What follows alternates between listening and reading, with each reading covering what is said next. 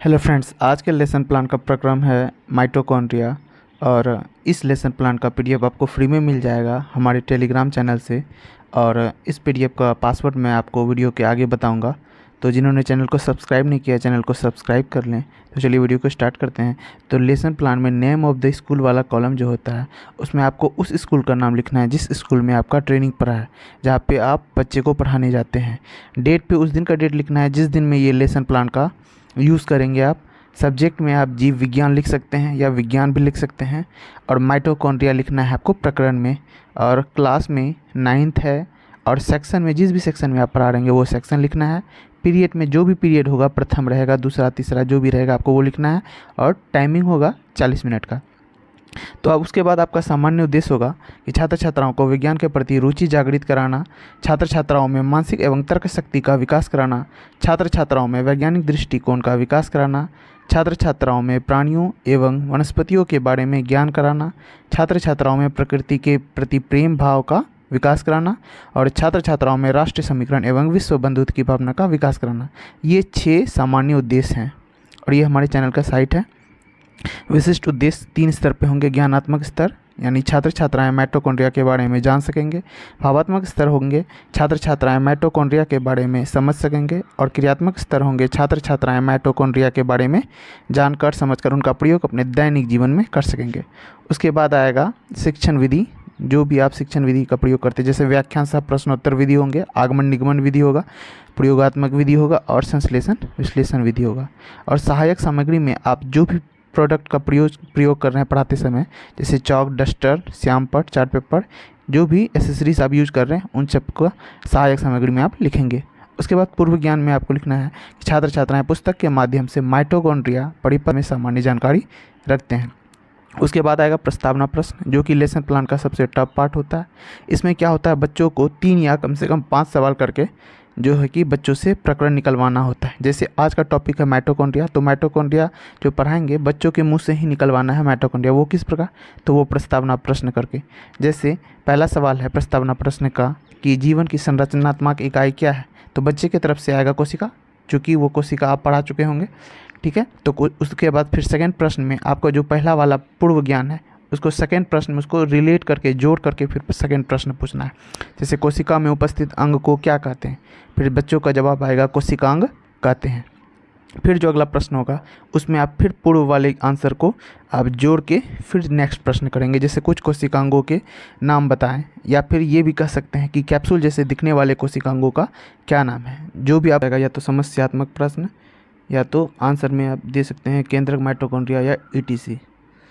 Next उद्देश्य कथन। उद्देश्य कथन में छात्रों आज हम लोग माइटोकॉन्ड्रिया के बारे में अध्ययन करेंगे। फिर आ जाएगा प्रस्तुतिकरण, जो कि आपको जो भी टॉपिक पढ़ाना है उसका व्याख्या करना है। जैसे माइटोकॉन्ड्रिया टॉपिक का नाम है। इसमें आप में 4 कॉलम मिलेंगे, शिक्षण बिंदु, पुपिल टीचर एक्टिविटी और छात्र या छात्रा क्रिया तथा ब्लैक बोर्ड वर्क। तो पहला वाला जो कॉलम होगा शिक्षण बिंदु, आप में जो भी आपको पढ़ाना है, जो भी पॉइंट को लिखना होगा, जैसे माइटोकॉन्ड्रिया। फिर व्याख्या करना है कि माइटोकॉन्ड्रिया कोशिका द्रव्य में पाई जाने वाली बहुत ही महत्वपूर्ण संरचना है जो कोशिका द्रव्य में बिखरी होती है और सूक्ष्मदर्शी की सहायता से देखने में ये गोल, लंबे तथा अंडाकार दिखाई देते हैं। उसके बाद यहाँ पे ब्लैक बोर्ड वर्क में आप जो भी पढ़ाते समय ब्लैक बोर्ड में लिखेंगे वो चीज़ को आपको यहाँ पे ब्लैक बोर्ड वर्क में आपको लिखना होगा। डायग्राम भी बना सकते हैं। जो भी पॉइंट लिखेंगे, क्योंकि ये जो व्याख्यान होता है ये सिर्फ आपको लिख के लेके जाना है, ये तो आप वहाँ पे छाप नहीं सकते। ये जो आपको पढ़ाना है वो चीज़ आप यहाँ पे व्याख्या का लिखना होगा आपको। और ब्लैक बोर्ड में वही सब चीज़ लिखना होगा जो आपको बच्चे नोट करेंगे, ठीक। और उसके बाद फिर नेक्स्ट पॉइंट पे आ जाएंगे कि माइटोकॉन्ड्रिया की खोज। तो माइटोकॉन्ड्रिया पहली बार 1857 ईस्वी में अल्बर्ट वान द्वारा खोजा और बाद में 1896 में रिचर्ड अल्टमैन द्वारा माइटोकॉन्ड्रिया नाम दिया गया। और ये वाला जो कॉलम है जिसमें छात्र छात्रा क्रिया है, इसमें आपको लिखना होगा कि छात्र छात्राएं ध्यानपूर्वक देखेंगे, सुनेंगे और समझेंगे। उसके बाद फिर नेक्स्ट पेज आएगा, यहाँ पे आपको लिखना होगा फिर खोज। जहाँ जहाँ भी ब्लैक बोर्ड में लगा कि आपको लिखना होगा ब्लैक बोर्ड में, तो वहाँ ये आप ब्लैक कलर का चार्ट पेपर चिपका सकते हैं। 1896 ईस्वी रिचर्ड अल्टमैन, ताकि बच्चा इसको नोट कर सके। फिर नेक्स्ट पेज है, उसमें भी प्रस्तुतिकरण। ये पेज 3 मिल सकते हैं या 2 भी मिल सकते हैं, हर कॉलेज का अपना अपना होता है। तो जिसमें 3 मिलेंगे तो उसमें कम से कम 2 व्याख्यान करने हैं और 2 जगह बौद्ध प्रश्न करना है। क्योंकि ये 2 ही पेज का है तो इसीलिए बस एक ही व्याख्या किए हैं और एक ही जगह बौद्ध प्रश्न किए हैं पेज के सबसे लास्ट में। जैसे यहाँ पे पेज का सबसे लास्ट वाला पेज है, तो यहाँ पे माइटोकॉन्ड्रिया का रचना है कि माइटोकॉन्ड्रिया की बाहरी झिल्ली प्रोटीन और फास्फोलिपिड की बनी होती है। इसमें फास्फोलिपिड कोलिन की मात्रा अधिक होती है। इसकी मोटाई 60 से 70 एंगस्ट्रॉम होती है तथा भीतरी झिल्ली की बाहरी सतह को सी फेस तथा आंतरिक सतह को एम फेस कहा जाता है। उसके बाद फिर यहाँ छात्रा क्रिया में लिखेंगे कि छात्र छात्राएं ध्यानपूर्वक देखेंगे, सुनेंगे और समझेंगे। और ब्लैक बोर्ड अभिक्रिया में मैंने बता ही दिया कि ब्लैक बोर्ड वर्क में वही चीज़ लिखना है जो कि बच्चा नोट करने की कोशिश करे। जैसे मोटाई क्या है ये आपको लिख देना है वहाँ पे, सी फेस एम फेस। उसके बाद इस पीडीएफ का पासवर्ड होगा अमित SWA53। फिर ऊर्जागृह है कि माइटोकॉन्ड्रिया को सेल का ऊर्जागृह कहते हैं। उसके बाद ये सभी करने के बाद आपको सबसे लास्ट में करना है बौद्ध प्रश्न, जो भी आपने पढ़ा है।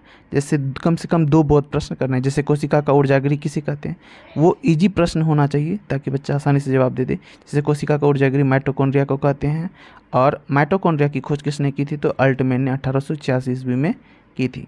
फिर आएगा नेक्स्ट पेज जहाँ पे आपको मूल्यांकन प्रश्न करना है कि जो भी आपने वो आप अपने लेसन प्लान की कॉपी में आपको ये ऐसे बनाना है। जैसे कम से कम 3 क्वेश्चन करने हैं आपको, या 4 भी कर सकते हैं, आपके जगह के अनुसार होगा। जैसे कि रिक्त स्थान की पूर्ति करें, पहला टाइप हो गया। दूसरा टाइप सही गलत की पहचान करें। तीसरा टाइप हो गया बहुवैकल्पिक प्रश्न। तो जैसे कि एक प्रश्न कर देना है बस। जैसे कि कोशिका का ऊर्जागृह किसे कहते हैं, डैश दे देना है और आंसर भी आपको ब्रैकेट में लिख भी देना है, जैसे माइटोकॉन्ड्रिया। दूसरा प्रश्न हो गया कि सही गलत की पहचान करें कि माइटोकॉन्ड्रिया की खोज किसने किया। जैसे माइटोकॉन्ड्रिया की खोज अल्टमैन ने किया, तो यहाँ पे ब्रैकेट में सही का आंसर आपको खुद डाल देना है। ये लेसन प्लान की कॉपी में।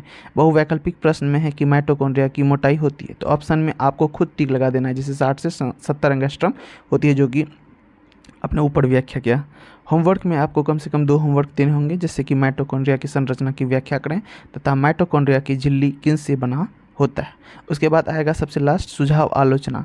तो यहाँ पे जो भी टीचर आपकी कॉपी चेक करेंगे वो यहाँ पे आपका सुझाव देंगे कि आपने कैसा लेसन प्लान बनाया और कैसा क्या क्या एक्टिविटी, तो वो बताएंगे। और यहाँ पे आपका सिग्नेचर हो जाएगा, जैसे कि मेरा नाम अमित है तो अमित, और यहाँ पे मूल्यांकनकर्ता का हस्ताक्षर होगा जो आपकी कॉपी चेक करेगा। उसका ये वीडियो अच्छा लगा हो तो वीडियो को लाइक कर देना था। जो भी चैनल पर नया हो चैनल को सब्सक्राइब कर देना। मिलते हैं नेक्स्ट वीडियो में।